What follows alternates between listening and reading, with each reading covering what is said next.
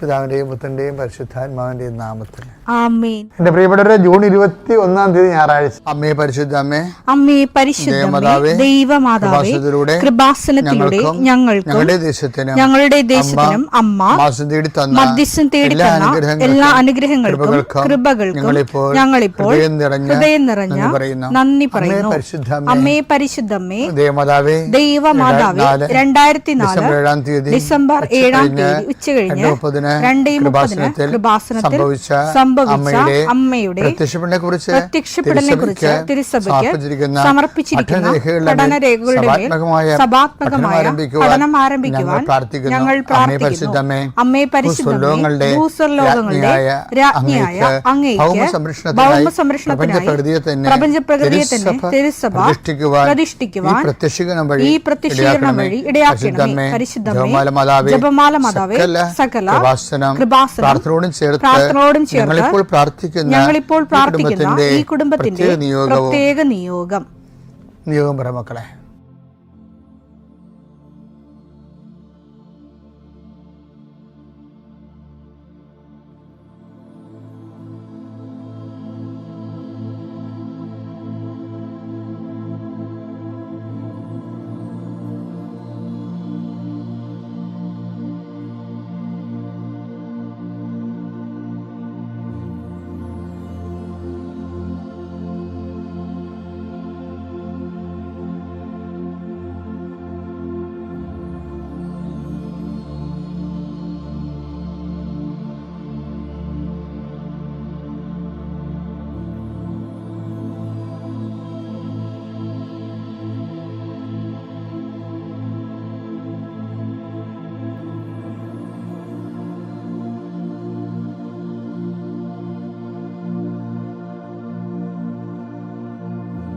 അമ്മയുടെ പ്രത്യക്ഷീകരണത്തിന്റെ ഈ അനുഗ്രഹവേളയിൽ ഞങ്ങൾക്ക് സാധിച്ചു തരുവാൻ കനിയണമേ. ആമേൻ. വിശ്വാസ പ്രമാണം.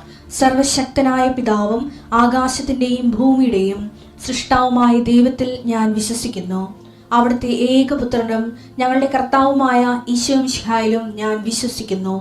ഈ പുത്രൻ പരിശുദ്ധാത്മാവിനാൽ ഗർഭസ്ഥനായി കന്യകാമറിയത്തിൽ നിന്ന് പിറന്ന് പൊന്തിയോസ് പീലാത്തോസിന്റെ കാലത്ത് പീഡകൾ സഹിച്ച് കുരിശിൽ തറയ്ക്കപ്പെട്ട് മരിച്ച് അടക്കപ്പെട്ട് പാതാളങ്ങളിൽ ഇറങ്ങി മരിച്ചവരുടെ ഇടയിൽ നിന്ന് 3-ാം നാൾ ഉയർത്ത് സ്വർഗത്തിലേക്ക് എഴുന്നള്ളി സർവശക്തിയുള്ള പിതാവായ ദൈവത്തിന്റെ വലതുഭാഗത്തിരിക്കുന്നു. അവിടെ നിന്ന് ജീവിക്കുന്നവരെയും മരിച്ചവരെയും വിധിക്കുവാൻ വരുമെന്നും ഞാൻ വിശ്വസിക്കുന്നു. പരിശുദ്ധാത്മാവിലും ഞാൻ വിശ്വസിക്കുന്നു. വിശുദ്ധ കത്തോലിക്കാ സഭയിലും പുണ്യവാന്മാരുടെ ഐക്യത്തിലും പാപങ്ങളുടെ മോചനത്തിലും ശരീരത്തിന്റെ ഉയർപ്പിലും നിത്യമായ ജീവിതത്തിലും ഞാൻ വിശ്വസിക്കുന്നു. ആമേൻ. സ്വർഗ്ഗസ്ഥനായ ഞങ്ങളുടെ പിതാവേ, അങ്ങയുടെ നാമം പൂജിതമാകണമേ. അങ്ങയുടെ രാജ്യം വരണമേ.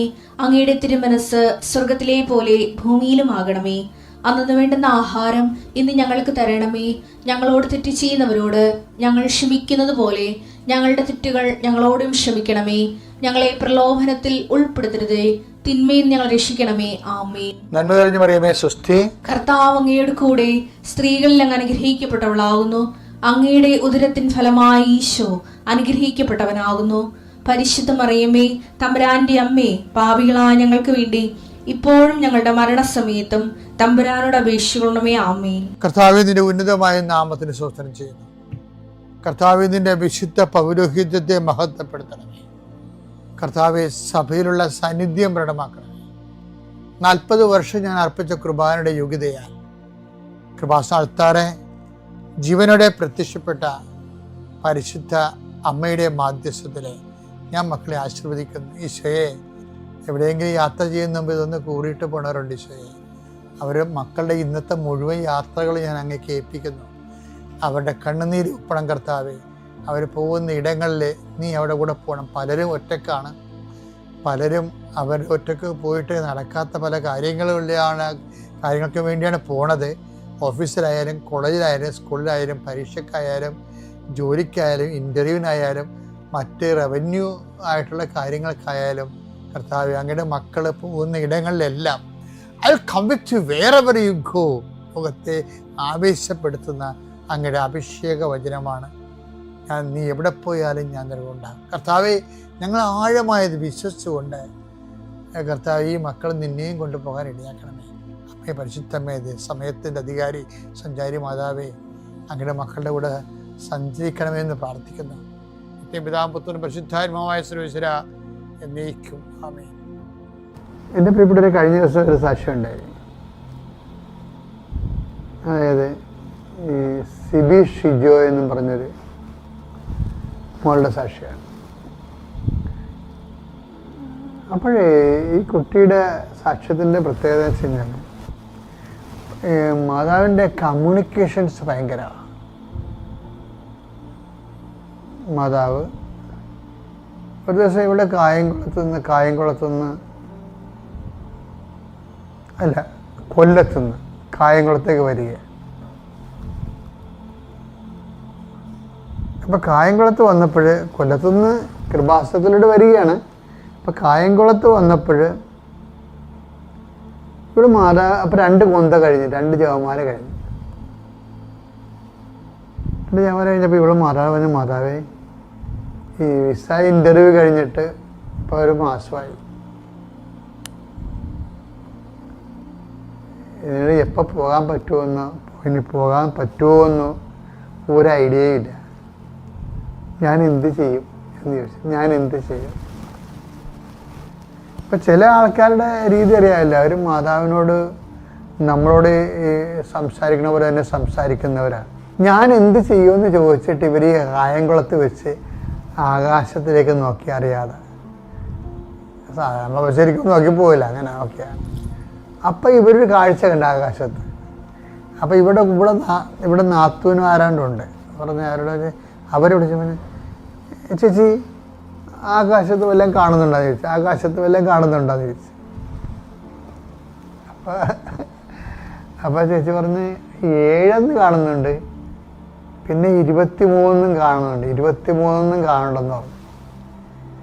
അപ്പോൾ പറഞ്ഞു, അതാ എന്താണെന്നറിയാൻ പറ്റില്ല. ഞാൻ മാതാവിനോട് ചോദിച്ചതാ, ഇനി ഞാൻ എന്ത് ചെയ്യണമെന്ന് ചോദിച്ചപ്പോൾ അമ്മ കാണിച്ചതാണ്. ഞാനും കാണുന്നുണ്ട് 7:23.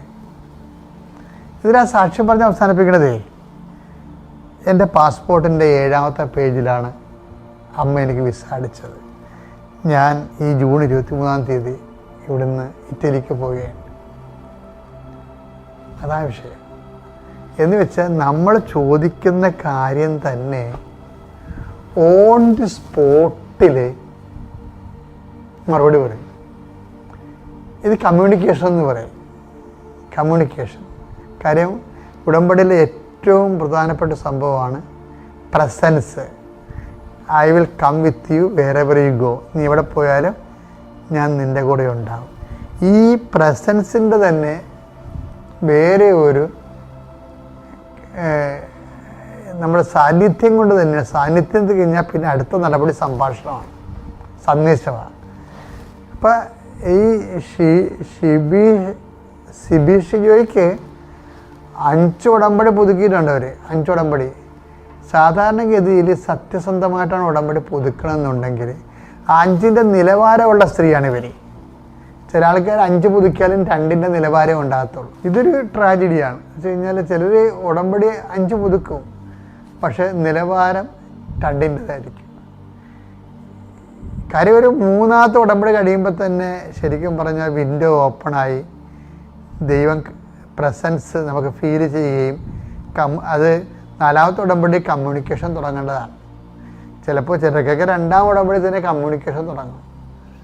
ദൈവം സംസാരിക്കുകയും സ്വപ്നങ്ങൾ, ദർശനങ്ങൾ, സുഗന്ധാഭിഷേകങ്ങൾ, അതുപോലെ തന്നെ എഴുതി കാണിക്കൽ, അടയാളങ്ങൾ, ഇങ്ങനെ ഒത്തിരി കാര്യം. ഇത് ഉടമ്പടി ബൈലാറ്ററൽ എഗ്രിമെൻ്റ് അല്ലേ ആൾക്കാർ ദൈവമായിട്ട്. അപ്പോൾ ഈ സിബി ഷിജോയുടെ പ്രശ്നം എന്ന് വെച്ച് കഴിഞ്ഞാൽ അവർക്ക് 5 ഉടമ്പടി ഉണ്ടെങ്കിൽ 5ൻ്റെ നിലവാരം അവർക്കുണ്ട്. കാര്യം വെച്ച് കഴിഞ്ഞാൽ അവർ പറയേണ്ട സാധനമുണ്ട്. ഞാൻ കുഞ്ഞുനാൾ മുതൽ പൊട്ടു തുറന്ന ആളായിരുന്നു.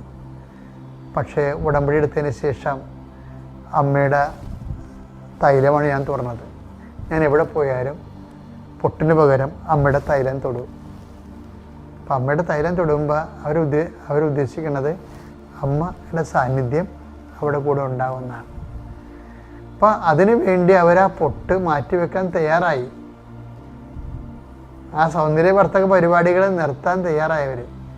അപ്പോൾ എന്നാ പറ്റി? ദൈവത്തിനകത്ത് മനസ്സിലായി ഇത് സിൻസിയറാണെന്ന്. അല്ല ജോലി കിട്ടാൻ വേണ്ടിയുള്ള തൽക്കാലത്തേക്കുള്ള തരികിട നമ്പർ അല്ലെന്നുള്ളത് അമ്മയ്ക്ക്, പരിശുദ്ധ അമ്മയ്ക്ക് മനസ്സിലാകണം. അല്ലെങ്കിൽ വെറുതെ കൃപാസനം നടന്ന് കഷ്ടപ്പെടാവുന്നേ ഉള്ളൂ. ദൈവത്തിന് മനസ്സിലാകണം നിങ്ങൾ സത്യസന്ധമായ ഉടമ്പടിയിലാണെന്ന്. ഷിബിസിജിയുടെ കാര്യം അതാണ്. അവിടെ എല്ലാ കാര്യം ഇതൊന്നുമല്ല, കുറേ കാര്യങ്ങളുണ്ട്. ഞാനത് ഇന്ന്